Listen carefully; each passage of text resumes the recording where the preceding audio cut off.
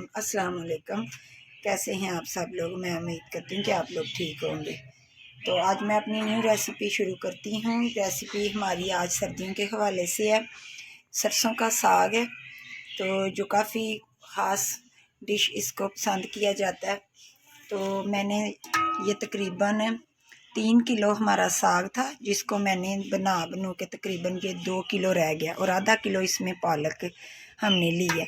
इन सब चीज़ों को मैंने अच्छे से कटिंग करके वॉश करके, तो अब मैं इसको इस पतीली में रखूँगी। तो इसको तकरीबन हमने 4 से 5 घंटे धीमी आंच पे रख देना है, और ये आहिस्ता आहिस्ता पकता जाएगा। जब ये अच्छा सा नरम हो जाएगा, पक जाएगा, तो फिर इसका बाकी का जो तरीका है तड़के का, वो मैं आपको बताऊंगी। तो सबसे पहले हम इस साग को ऊपर रख देते हैं ताकि ये पकने के बाद बाकी की डिटेल मैं आपको बताऊंगी। तो मैंने इसको सारे साग को पतीली में डाल दिया। अब मैं इसमें तकरीबन आधे लीटर के करीब मैंने पानी डाल दिया। तो अब इसको मैं कवर कर देती हूँ। इसको हमने तकरीबन 4 से 5 घंटे अच्छे से पकाना है। जब ये अच्छे से पक जाएगा तो फिर मैं बाकी जो भी तरीका है इसका वो आपको बताऊंगी। इसका अच्छा सा तड़का भी तैयार करना है। तो पहले इसको पक जाए तो फिर हम बाकी की डिटेल आपको मैं बता दूंगी। तो हमने ये साग को तैयार कर लिया है। इसको तकरीबन मैंने 4 से 5 घंटे दरमियानी आग पे रख दिया था। तो ये पक के, तो अब हमने इसको अच्छा सा घोट लिया। तो अब ये इस कंडीशन में आ गया हमारा साग। तो इसका मैं सबसे पहले तड़का तैयार करूँगी। ये तकरीबन 3 टेबलस्पून लहसुन है,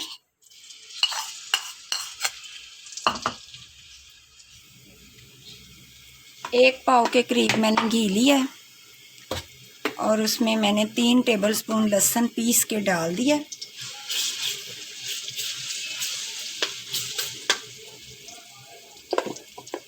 तो पिसा हुआ अदरक, ये भी तकरीबन मैं 2 टेबलस्पून के करीब इसमें डाल दूंगी। इसको मैंने अच्छे से ब्राउन करना है। लाइट गोल्डन कलर इसका हमने लेके आना है। तो जब इसका लाइट गोल्डन कलर आ जाएगा, इसका पहले अच्छे से मसाला बना लेंगे। ये हरी मिर्चों का पेस्ट है, तकरीबन 1.5 टेबलस्पून ये मैंने डाल दिया साथ में। अब इस मसाले को अच्छे से हमने ब्राउन करके, तो फिर बाकी की चीज़ें जो भी मैं डालूँगी वो मैं आपको बताऊँगी।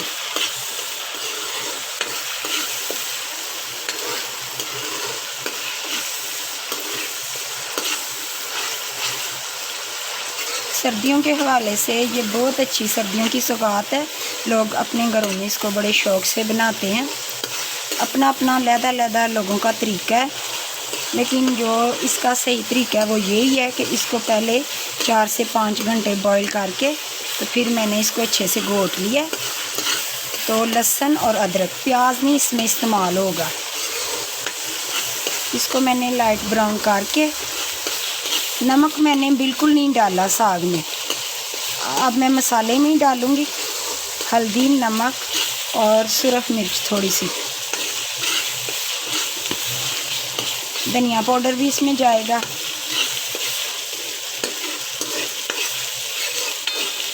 तो इसका थोड़ा सा मसाला तैयार करके, तो फिर मैं साग इसमें डालूँगी, और फिर इसकी अच्छी सी बुनाई होगी।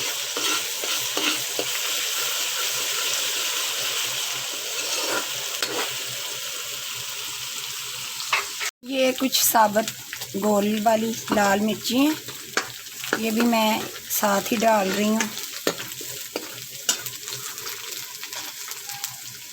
आधी टीस्पून हल्दी, 1 टीस्पून हमने नमक डाला, और हाफ़ टी-स्पून मैंने सुरख मिर्च का पाउडर डाला, और तकरीबन 1 टेबलस्पून के करीब ही मैंने धनिया पाउडर डाला। हमने हरी मिर्चें भी पीसी हुई डाल दी हुई हैं, इसलिए हमने सुरख मिर्च कम इस्तेमाल की है। अपने टेस्ट के मुताबिक आप लोग कर सकते हैं। ज़्यादा अगर आपको पसंद है तो आप ज़्यादा डाल सकते हैं। बस इसकी मसाले की खुशबू आ गई है, लाइट गोल्डन हो चुका है।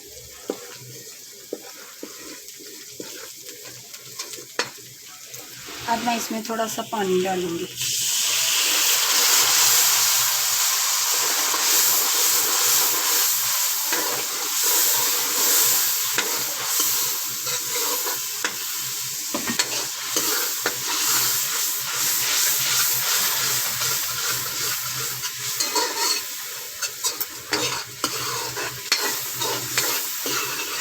दो से 3 मिनट इसको मज़ीद मैंने भून के और फिर इसमें सरसों का साग मैं डाल दूंगी।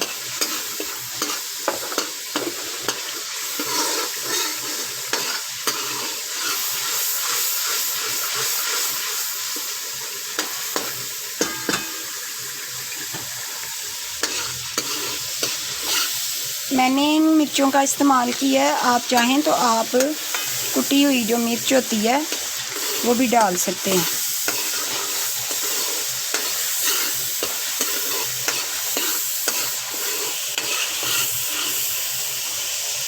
तो बस इसका मसाला तैयार हो गया। अब मैं इसमें ये सारा साग डाल दूँगी,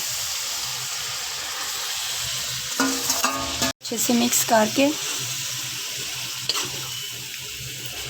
तो आंच मैंने दरमियानी सी नीचे से कर देनी है ताकि इसकी आहिस्ता आहिस्ता हमने बुनाई करनी है।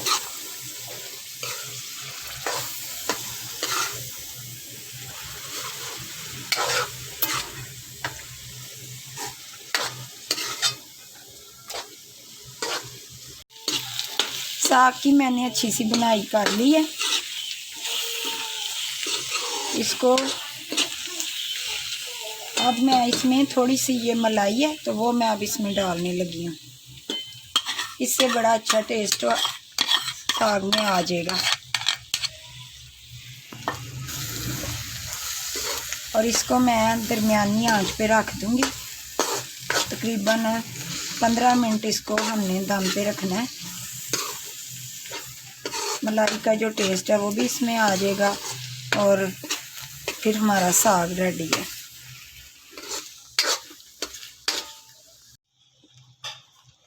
तो 10 से 15 मिनट मैंने इसको दम पे रखा था। इसमें मैंने जो मलाई डाली थी उससे बहुत अच्छा इसका टेस्ट आ चुका है।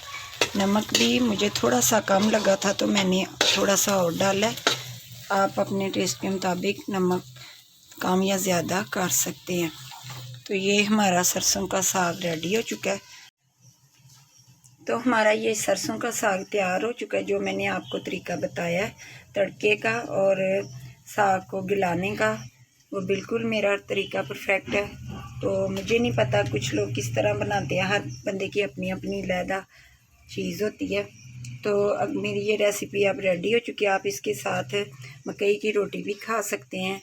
वैसे तो वही खाई जाती है घर वाली, और तंदूर की भी रोटी। मैं मकई की रोटी भी आपको बताऊंगी। थोड़ा सा सीज़न और आगे चलता है, ठंडा हो जाता है मौसम, तो फिर मैं वो भी आपको दिखाऊंगी। तो मुझे उम्मीद है कि आपको मेरी ये रेसिपी पसंद आएगी। तो मुझे ज़रूर इसका फ़ीडबैक दीजिए। अल्लाह ताला आप लोगों को अपने घरों में आबाद रखे, खुश रखे, सलामत रखे और दुनिया और आखिरत की हर नेमत से नवाजे। मुझे दीजिए इजाज़त। अल्लाह हाफिज़।